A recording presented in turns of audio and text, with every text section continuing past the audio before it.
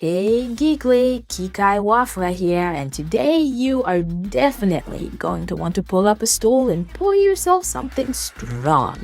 Seriously, double shot, because we have got a headline that feels like a glitch in the Matrix, or maybe just a bad flashback. We are talking about the return of the king. Well, the king of the boxing ring, maybe.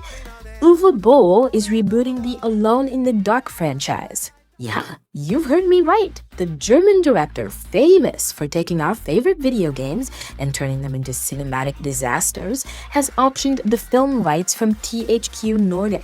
He's planning a full reboot feature film based on the story of the 2024 game release, and his production company is even looking to spin it off into a TV series. Now, hold on. Put down the pitchforks for a second. Let's look at this with a cool head. There is actually a world where this makes sense. Uwe Boll has been out of the big adaptation game for a while, doing smaller indie thrillers. His recent movie, First Shift, actually did surprisingly well on Paramount+. And for this reboot, Boll is saying all the right things. He explicitly stated he wants to, quote, capture the spirit and the era of the original games, unquote. He acknowledges that he's following the narrative of the 2024 new remake, which was a much more grounded psychological horror story than the action nonsense we usually get. Plus, let's be real, video game adaptations are huge right now.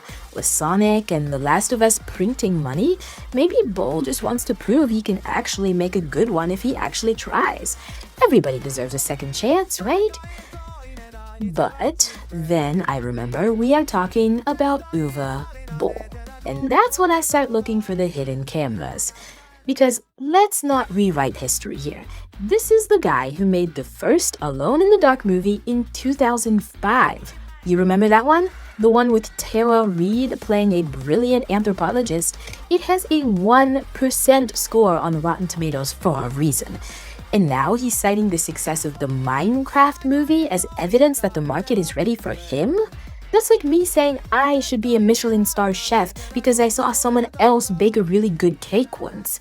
The man famously challenged critics to literal boxing matches and beat them up when they gave him bad reviews. He treated source material like it was just a suggestion.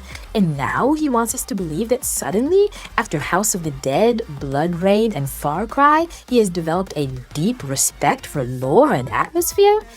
It feels cynical, Geekly. It feels like he sees that video game movies are the new superhero movies, and he just wants to jump back on the gravy train. The 2024 Alone in the Dark game struggled enough on its own. Does it really need the Uwe Boll touch to bury it completely? It feels like we're being set up for another tax write-off disguised as a movie. Anyway, the full article from The Hollywood Reporter is in the description if you want to read the gory details. So, Geekly, you're the judge. Is this the redemption arc of the century where Uwe Boll finally makes a faithful masterpiece? Or is this just a cash grab that proves once and for all that Hollywood never learns its lesson? Let me know what you think in the comments. And that is the grim reality of this Uwe Boll comeback. If you appreciated the honesty, hit that like button, make sure you are subscribed, and scream your thoughts in the comments. I need to know I'm not alone in the dark here. If you want to support the channel directly, the Buy Me a Coffee link is in the description. Good question for the next one. Classic survival horror vest or full zombie makeup? Let me know. I will catch you in the next video. This was Kikai Wafra for NewsGeekly.